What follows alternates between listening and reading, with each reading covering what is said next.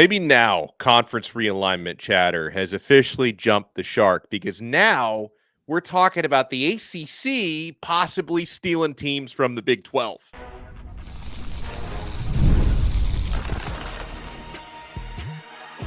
You are Locked On ACC, your daily podcast on the Atlantic Coast Conference. Part of the Locked On Podcast Network, your team every day.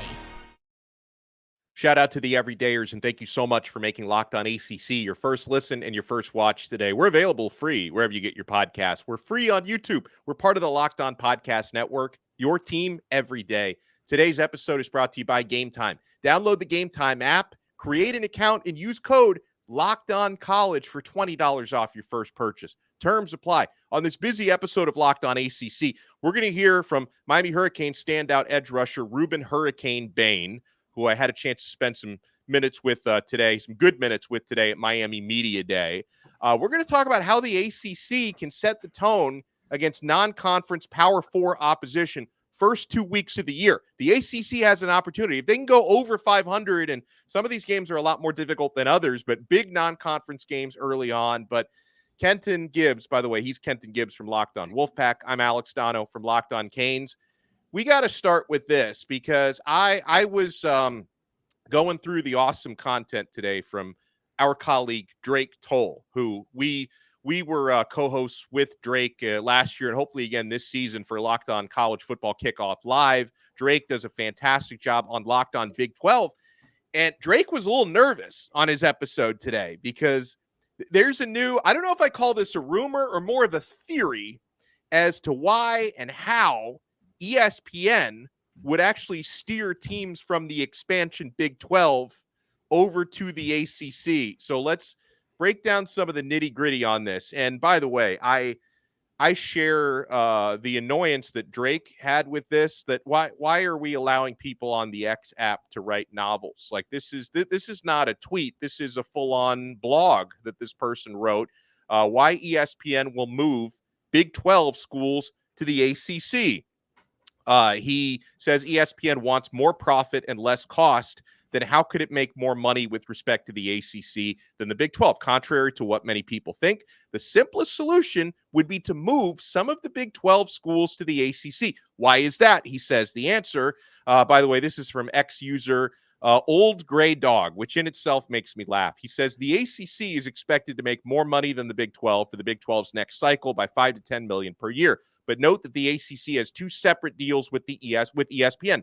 The base contract and the ACC network contract. The base contract with ESPN gives the ACC only the low 20s in 2023. Each ACC school received another $11 million from the ACC network profit sharing. In other words, ESPN gives less money to the ACC than to the Big 12 if we only look at the base contract. The ACC money is subscription-based and is shared between ESPN and the ACC. Thus, more people subscribe to the ACC network, the more profit ESPN and the ACC would share. On top of that, cable companies are also required to pay higher in-network carriage fees for states where the ACC schools are located. Thus, if ESPN moves the Big 12 schools to the ACC, ESPN would pay less base contract pay and receive more ACC network profit.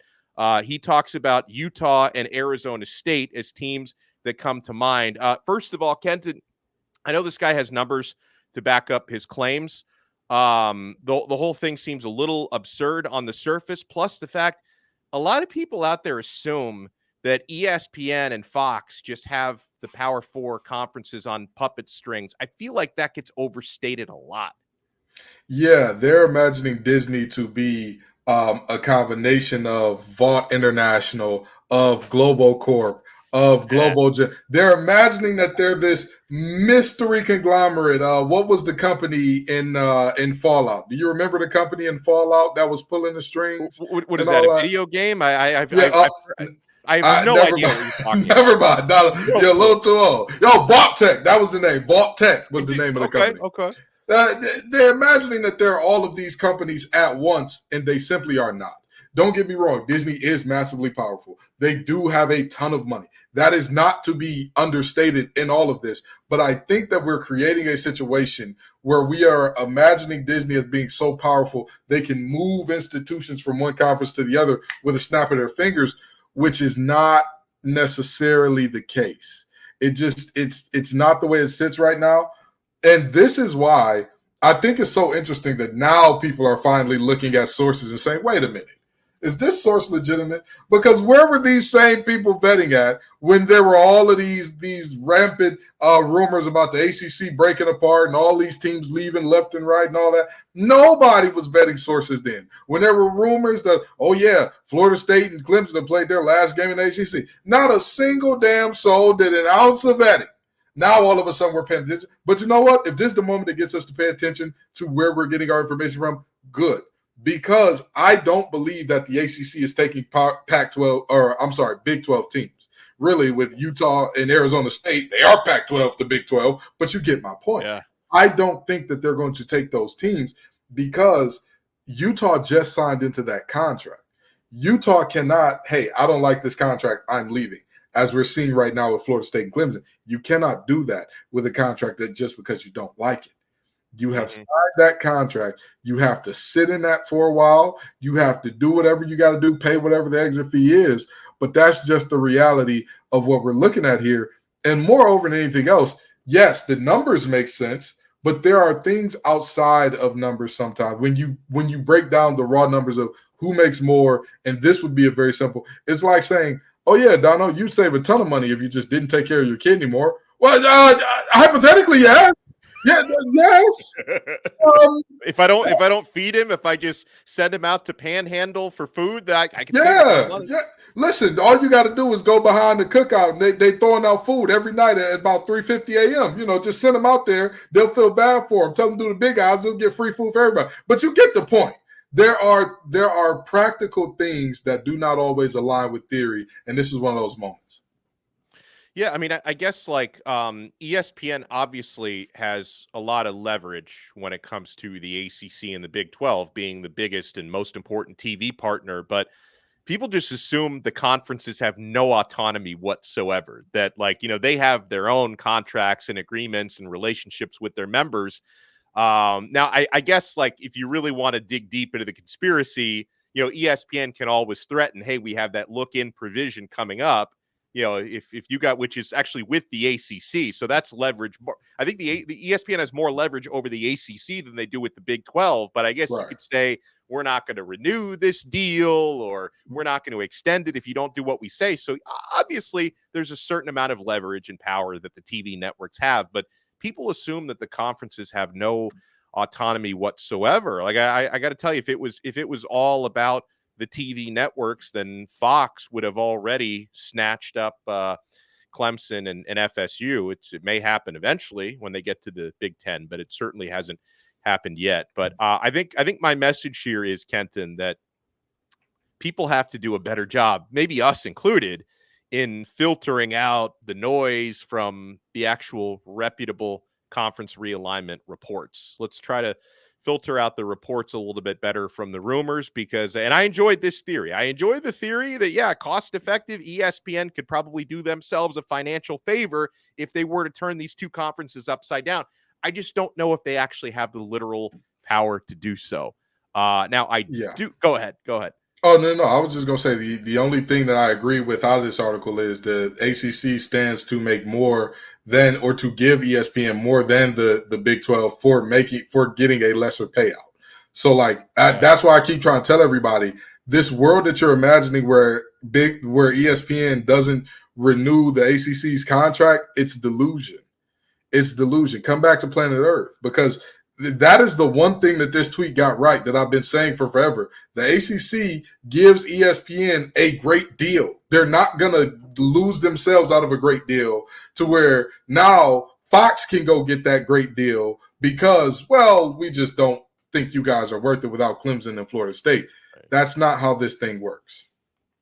Well, I'll tell you, the ACC, they have an opportunity. Now, there are some really big non-conference games late in the season, including Georgia and Georgia Tech, Florida State and Florida. But I'm looking at the first 2 weeks, Kenton, where I'm looking at 9 non-conference matchups, ACC teams against Power 4 opposition. is the ACC going to go over 500 first 2 weeks of the year and set the tone for what's hopefully a very good season for this league that gets dragged into the mud so much. So we'll talk about that and so much more. My friends, we're only getting started. We're nowhere near done on this brand new episode of Locked On ACC. You want to keep it locked. Guys, if you need last-minute tickets to sporting events, the only stop is Game Time. The Game Time app has saved me so much money and added so much convenience to my life. Guys, they have all-in pricing on the Game Time app where you know exactly what you're going to pay up front, not those hidden fees that tack on at the end. Like, oh, I think I'm buying a $15 ticket, but it's a $38 ticket by the time. No, you get upfront pricing at Game Time, and it's a beautiful thing. Game Time is an authorized ticket marketplace of Major League Baseball, which makes getting tickets faster and easier. Prices on the Game Time app actually go down the closer it gets to first pitch. You can save up to 60% off buying last minute for sports, concerts, comedy, theater, and so much more. I told you about the all-in pricing, and another feature that I love at Game Time are the panoramic views from your seat that you get right in the app before you buy. So you know exactly the angle you're going to get from the field, the court, the stage. If you're going to a concert, I think it's very important to be able to see your seats and the view before you buy. So take the guesswork out of buying tickets with Game Time.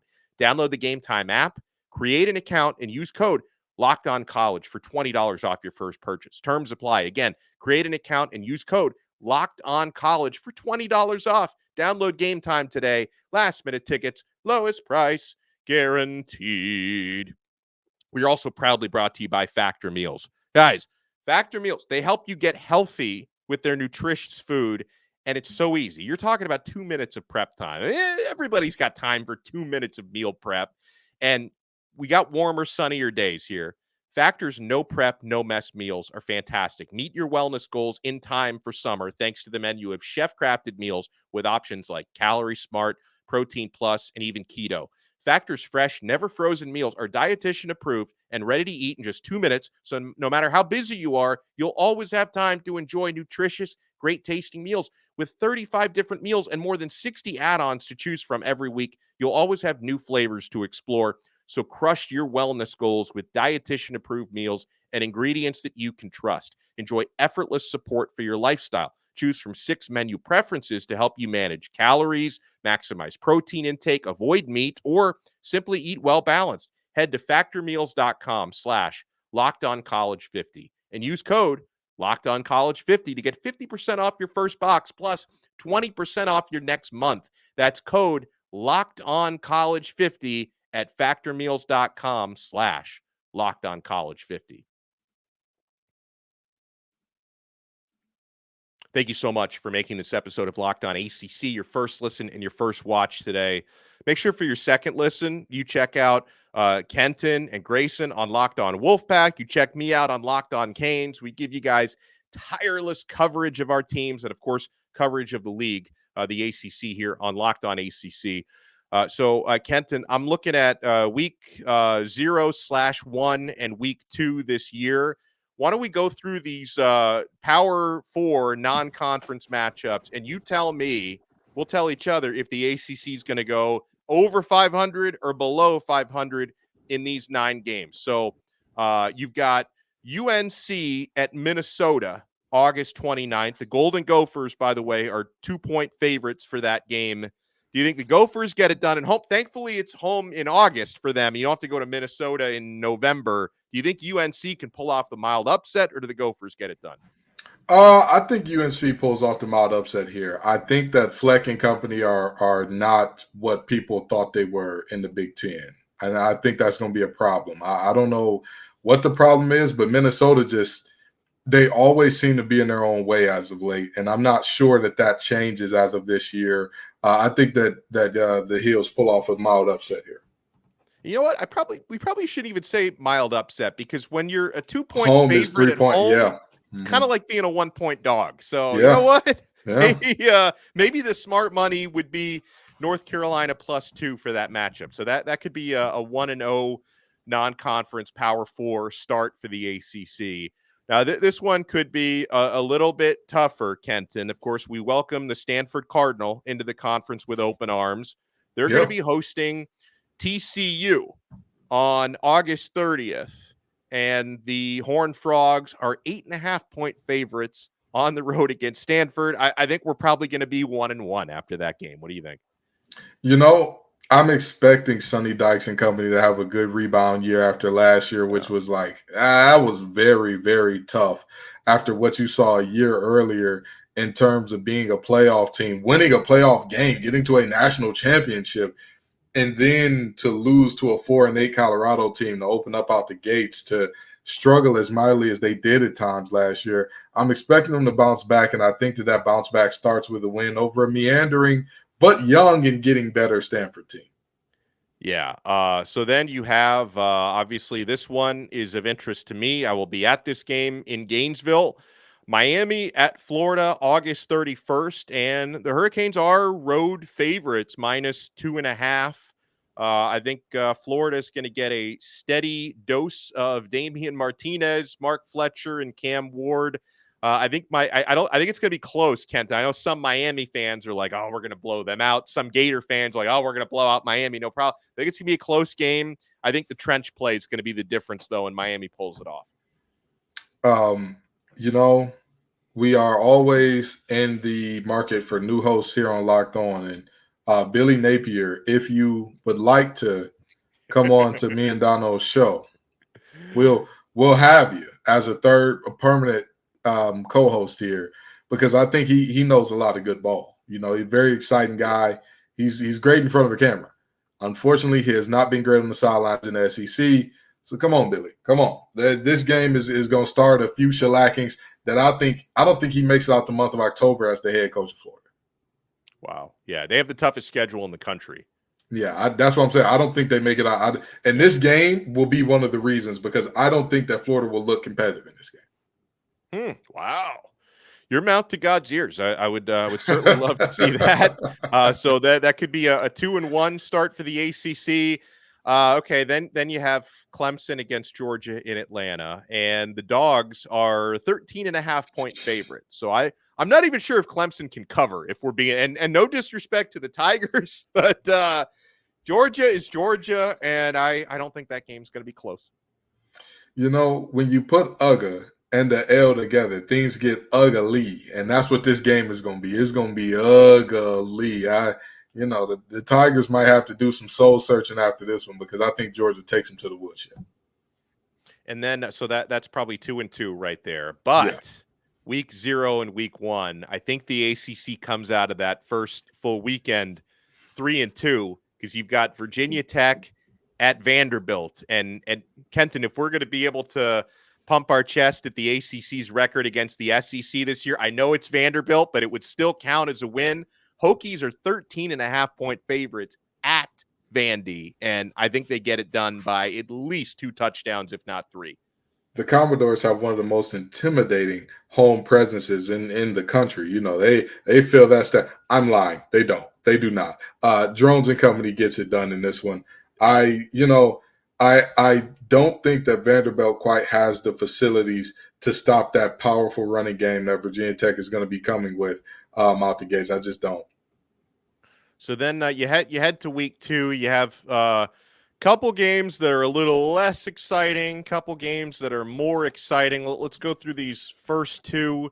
You've got BYU at SMU. Remember, SMU now in the ACC. That's on September 6th. And also September 6th, you've got Duke at Northwestern. And I'd like to think that's 2-0 right there for the ACC to start that weekend.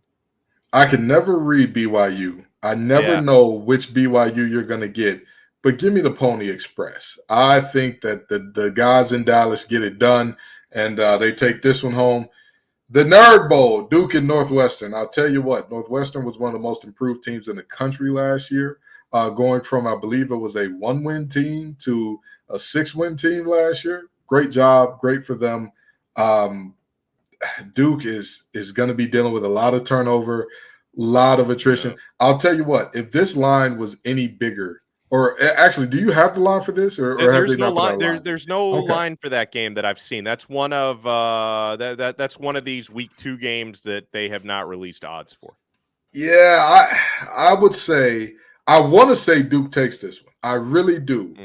but I think that these are two programs headed in opposite directions, and I'm not sure who comes out on top when these two meet in the middle. Now, Cal at Auburn, September 7th. That's probably a relatively easy Auburn win. I think it is. Now, Cal gave them hell at Berkeley last year. They nearly pulled off the upset. This one's going to be at Jordan-Hare Stadium. This is another one. There's not a line for it, but I would imagine multiple touchdowns would be the odds in Auburn's favor. If Cal got blown out last year, this would be my upset.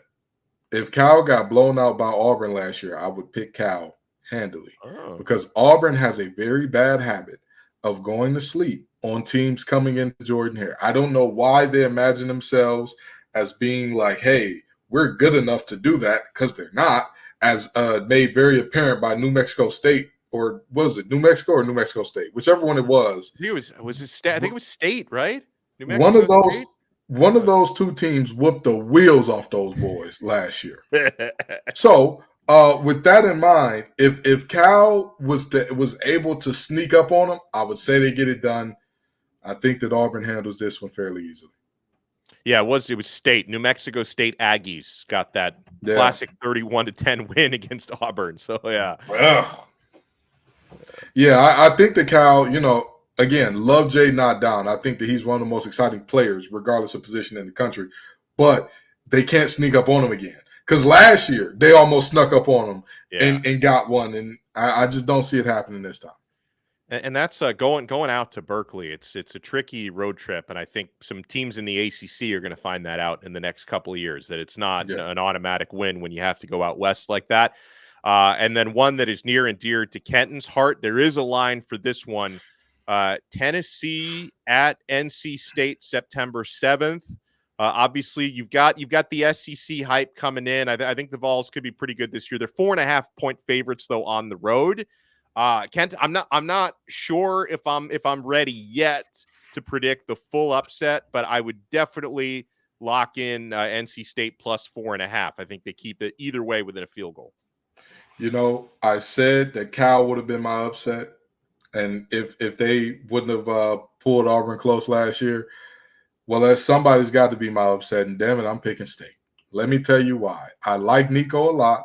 He looked good in the bowl game. He looked fantastic in that bowl game against Iowa. However, I just don't see it for this team. I feel like they find a way to lose this game. Not only that, there is something about that defensive line from Tennessee that everybody treats as if they're like world beaters who are indomitable when they're losing one of their top sack guys from last year, and in terms of the transfer portal, and they're losing some depth pieces as well. I'm saying to myself, there's a chance that they're not as good up front as everybody believes. There's a chance that if you think that you have the horses in the stable outside of Pierce to where, hey, if you got to double him, everybody else will eat.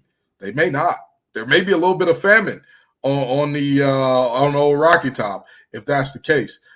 So I think that NC State has a chance at this thing. I really and truly do, and I think they'll pull off the upset here in Charlotte and Bank of America Stadium.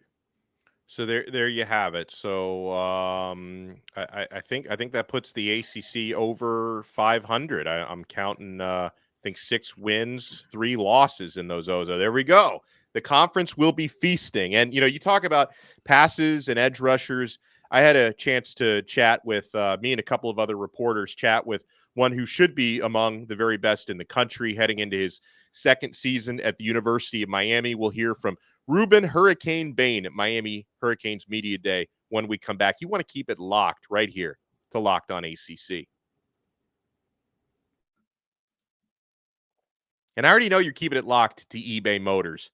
Guys, passion, drive, and patience, the qualities that help you win a championship, are also what helps you keep your ride or die alive. And you're getting this with our friends at eBay Motors. They have everything you need to maintain your vehicle and level it up to peak performance. Superchargers, roof racks, exhaust kits, LED headlights, and more. Whether you're into speed, power, or style, eBay Motors has you covered. With over 122 million parts for your number one ride or die, you'll always find exactly what you're looking for. And with eBay Guaranteed Fit, your part is guaranteed to fit your ride every time and your money back. Because with eBay Motors, you're burning rubber, not cash. With all the parts you need at the prices you want, It's easy to make your car the MVP and bring home huge wins. So keep your ride or die alive at ebaymotors.com. Eligible items only. Exclusions apply. eBay guaranteed fit. Only available to U.S. customers. Thank you so much for making this episode of Locked On ACC your first listen and your first watch today. So someone who drew almost as big of a crowd on Tuesday as Cam Ward did at Miami was Miami Hurricanes co-leading sacker Rueben "Hurricane" Bain. Here's Bain on the locker room and on the upcoming season. So what's the energy like in the locker room right now? I know fall camp literally right here. You got Florida a month away. What's the energy like? I mean, we just all excited, honestly. Like, we got a whole bunch of new pieces, and you can't really tell what's going to happen when you're in T-shirts and shorts. So now that we get here and we putting on real pads and real gear, everybody just excited to see who can do what and who really going to do what they say. My locker, like, 5 feet away from Cam Ward's locker, so he always looking at me. He always got something slick to say, so he know I can't hit him, so I think that's why he always saying something crazy. So who talks the most trash? The most trash? Nez Cooper. Nez Cooper? Then Cam Ward coming in there close. So Cam Ward talks. He'll walk up to the line and say something crazy, but you know we can't hit him at the end of the day. So he's saying that. How do you, with that trash talk, how do you balance, like, obviously you want to do your job best you can, but he's also your teammate. You kind of got to laugh sometimes. Yeah. Maybe make you laugh. It's definitely funny because we could say some stuff that is like inside jokes that we gonna laugh about as we like going through the play, but nobody's really like taking it to heart because we all know that at the end of we brothers and we pushing each other to our best every day. We're just trying to get better. We're just trying to play football. So the trash talk is like a little fun part of practice that lighten up because we all know it's gonna get hot out there. We all gonna get aggravated. It's a long practice, but making practice fun, making football fun, that's just gonna lighten up the mood. How good can this defensive line be, in your opinion? This could be something that's historical because we got all the pieces. And now it's just about what you're gonna do with the pieces. If you're gonna live up to the hype, if you're gonna ignore the hype, and you're just gonna work. You know, having continuity with the same defensive coordinator from last year, same defensive line coaches. How big is that? And for you heading into the second year in the same defense. That's huge, especially for the guys that's returning. Because like you're in the same coaching style, you don't have to get adjusted to a new coaching style. You know the plays like a back of our hand. It's something that we don't have to think twice about. But if we do mess up, we know that we got somebody right here that knows it like the back of their hand too, so they can fix me. It's something that like you don't have to sweat, you don't have to stress because you already been doing it for the first year. Then you spend the whole off season with it, and now you get to roll into the season with it. So now that's 2 years that you done spent into it. It's like it takes stress off you because you already know what you have to do. Speaking of continuity, though, it seems like it's almost a whole new defensive line. I think it's like 12 guys who left, 12 with new guys in between the freshmen and transfers. What's it like, kind of like having to build all those relationships, all those bonds, like relatively quickly and everything, and have them, they're learning the playbooks and everything. How's that going? It's been real smooth, honestly, pretty easy because like we spend so much time around each other. It's like you have no choice but to bond. But not even with football. I mean, like we'll go to each other's apartment and chill in each other's apartment just to be on our phone, long as we around each other, we fine, keeping each other out of harm's way, and just relaxing, talking. And if we do talk football, that could be an hour conversation, and now we bonding through football. So like we bond no matter what it is. It could be food, we gonna bond over food. Is there anyone on offense or defense that can make that same impact that you made last year as a freshman? Even though it's very hard, but is there someone you think can? Elijah Lofton, he's like crazy. I think he like the same person to me, just on offense. Just on offense? Just on offense, like same body type. We both short for our position. We don't look like we play our position, but we do like an exceptional job at it. But the stuff he did in the spring, I was like, damn, that's crazy. Because hearing about it in high school, then he played Central. I'm like, man, how y'all let him do that? But then he got here, and I understood how he did it. So like, I think he got like a real bright future. Have you put on size from last year? What's your weight now? I'm the same weight. I just lost body fat. So I lost like, since July, I lost 3%. But before then, I lost like another 3. So like, I'm like 18 right now, 18% body fat. What do you think is your biggest change in mentality from this point a year ago? Because obviously a year ago, sitting here getting ready for your first year in college. Now you've done it. You've played a whole season. You've done very well on the field. You've learned everything. I guess what do you think is the biggest difference for you? So staying level-headed, keeping the main thing. My mindset is just to work and I always want more for myself. So if I keep that mindset, I feel like I'll be all right. Because at the end of the day, you can read your press clippers and feel like, oh, I made it, I arrived. But at the end of the day, it's a lot more in store. So I'm just waiting for that. And a lot of conversations I've had recently, Kenton, with Miami players. They're very self-aware of the idea that you got to ignore the hype. Like Rueben said there, you got to ignore your press clippings. I think these guys are aware of the fact that, even if you're a freshman, a sophomore, a transfer who just got here, they understand that, Miami does obviously have the reputation of underachieving, and rightfully so, because they've done a lot of that in recent years. And, their slogan has been just keeping the main thing the main thing. They're trying to block out all that noise.